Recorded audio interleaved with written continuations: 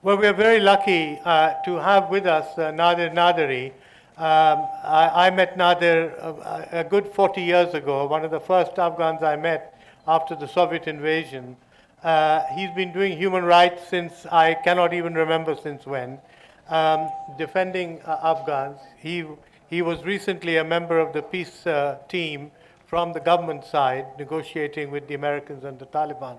Nadir, give us your, I'm not going to ask you where you are, but wherever you are, give us your impression as to, what happened? I mean, why did this failure take place? Can you give us, what were the flaws of the peace process, do you think? Ahmed, thank you very much. By that introduction, you made me feel very, very old. I do grow a lot of white hair. But thank you for having me at this conference. I particularly thank the organizers for carrying on Asma's legacy of promoting justice and creation of open space for dialogue. This is what she stood for. And I'm sure if she was here today, with what happened in Afghanistan, she would have been out there on the streets and on the media to speak loud for her brothers and sisters at the other side of the Iran line. Now, Ahmed, to answer the question about what went wrong, it's a $1 million question. It's another book that you would, or probably we both would need to write about it. But I would point to four factors. They're equally responsible for it, and they, in terms of the burden they carry. And so there's no order and priority.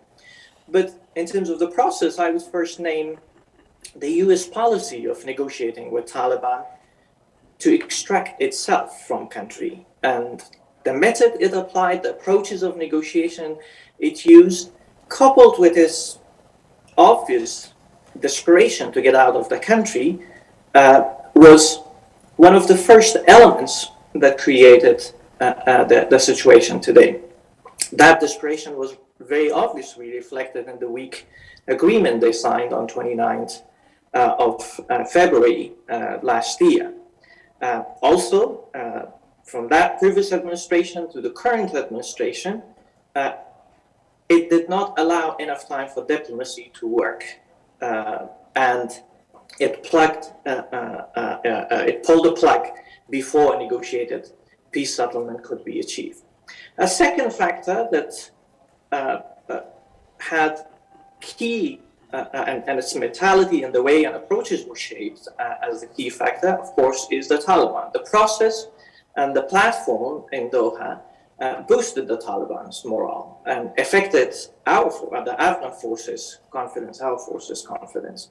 The Doha agreement, of course, emboldened them, and it was very obvious throughout the negotiation with us that they have a different standing now. For me, after a month and a half of negotiation with them in Doha, at the same time last year, I came to slowly grow to this belief that the Taliban's attitude, their approaches, indicates that they have instruction not to reach a political settlement, to not pursue a shared future through these talks. I realized that they see an end to violence not through a political settlement. It's when it takes all thinking. The intra-Afghan peace talks for them was more of a PR show, and there was no meaningful engagement there. The two objectives they were pursuing was, in the past 20 years, they would say that one was achieved through the Doha Agreement, that the international forces withdraw. The second one was to establish a pure Islamic system, and they were saying they would pursue it through jihad or other means. And that was also a clear indication that there was less of an appetite for political settlement. While the Taliban had no intention of reaching a political settlement and were aware of our weaknesses of the Republic side, our side, the Republic side, also did not pursue courageously a peace agenda, at least to test the water or to corner the Taliban at that time. A third factor, which is equally essential and even more is domestically. We Afghans at the Republic side failed to build proper institutions that could stand for the days like this. Our military, while fought bravely, lacked leadership and institutions compatible to our realities. Our armies and forces were not built toward models of South Central Asia, but it was most of the logistics they required. They were dependent, and enablers they required, they were dependent to our international partners. We also failed to establish proper rule of law, effective political parties. Our system and political society also failed to deliver to our people leaders in the past 20 years that could think and see beyond their immediate and short-term interest. The short-sightedness of our government leaders, unfortunately, and our divided political elite denied our people of a different opportunity and future. And then lastly, the region. Lutfullah spoke about it. I heard part of it.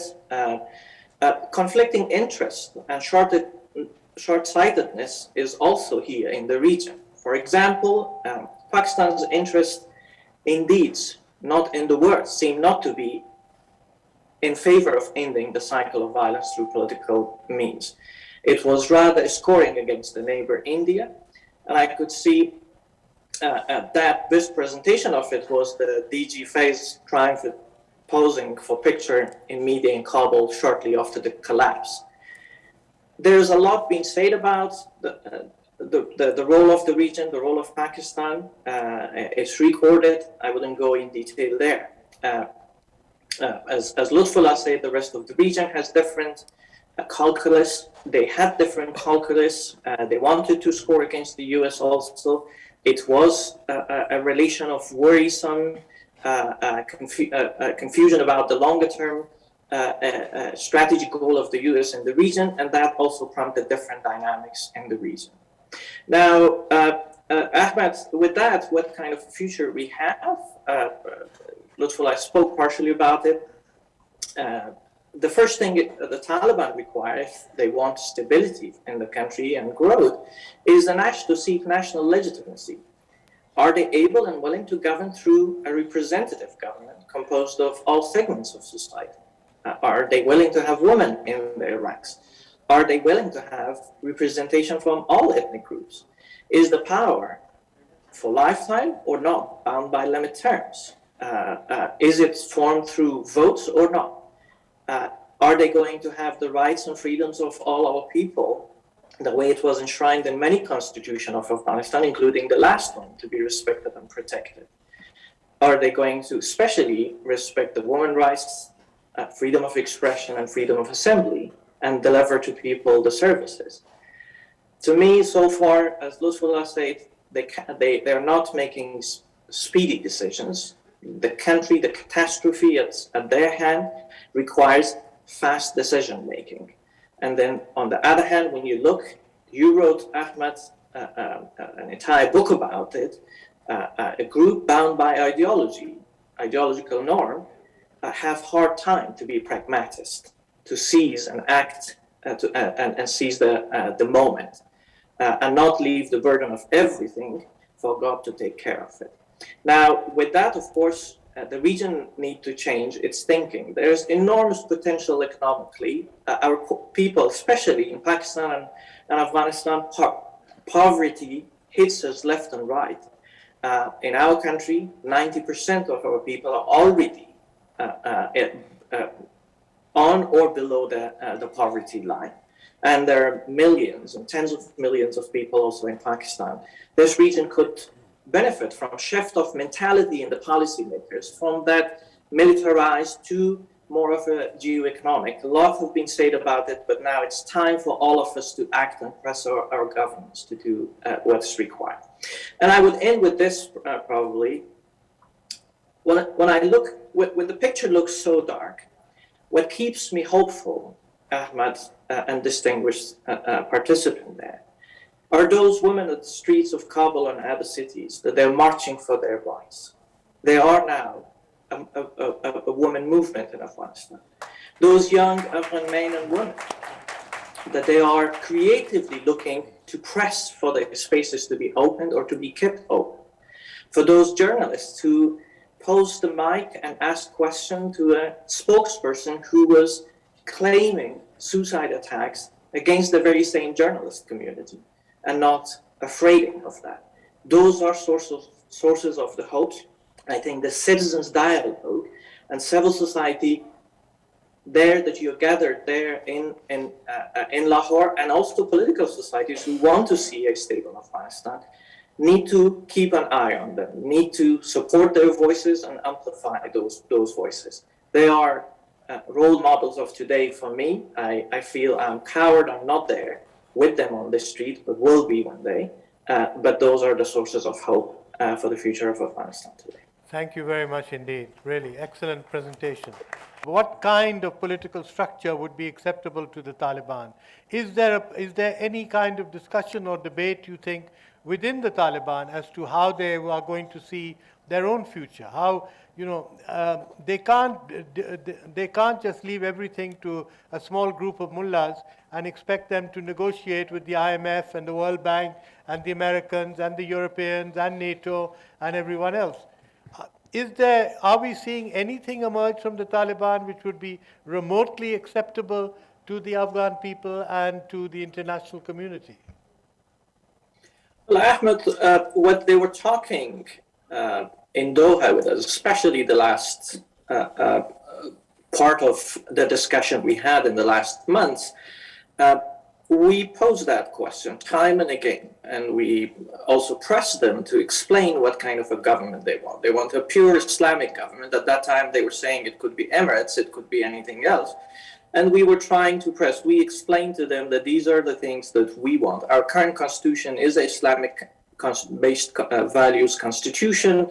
And so this is who we are. This is how a majority of Afghans would want. What kind of a governance and government that you would define and you would want? Let's talk about that. There have been very little forthcoming. They were very, very reluctant to come forward in explaining the structure of that government or the system that they would want to have it.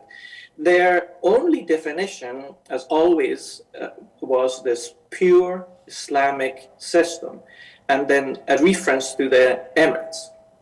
Now, that is what was happening in the discussion.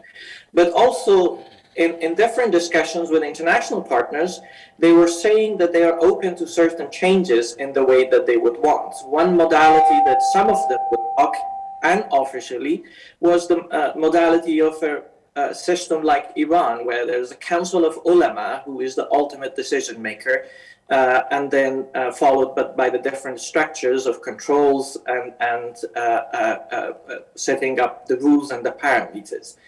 But nothing so far came out. There is no internal deliberation that's at least for the public to be aware of it.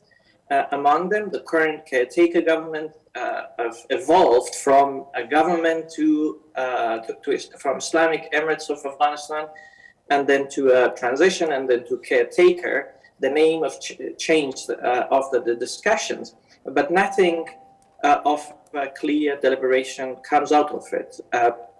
The key members of the Taliban, who are the most ideologues among them, have always stated that it is a recreation of what they had in the 90s. And that's, I believe, so far, the model that they're pursuing.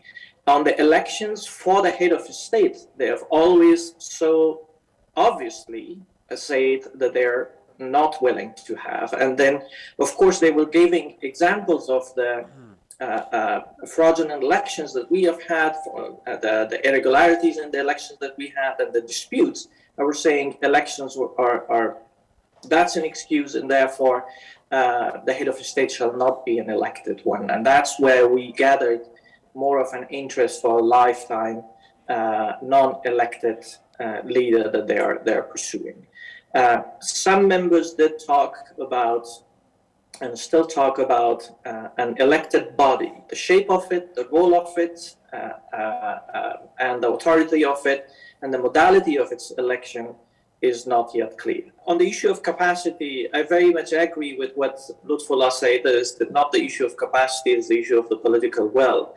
On my previous or last job as the chairman of the Civil Service Commission, we had a total of 424,000 civil servants across the country, all of which I biometricked and recorded their data in a centralized system of human resource information management system.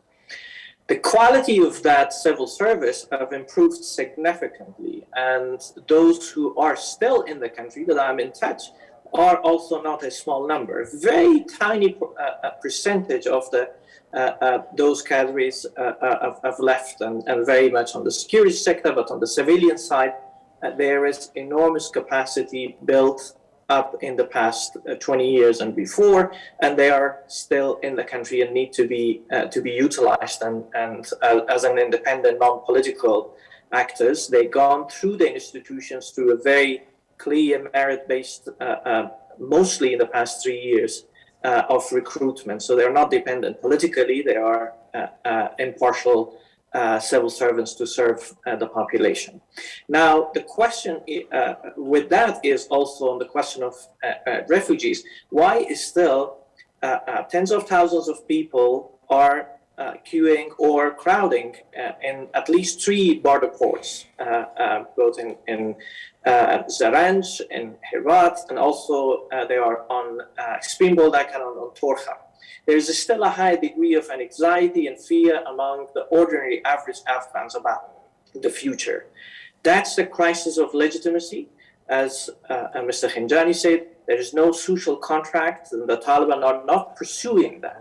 And that is one of the first tasks for them to follow and first address that sense of panic and an anxiety of the 3 months that exists in Afghan population in a state of going off the international acceptance. And I hope and I expect that international acceptance will only come after that national acceptance and ownership to be brought. Thank you very much.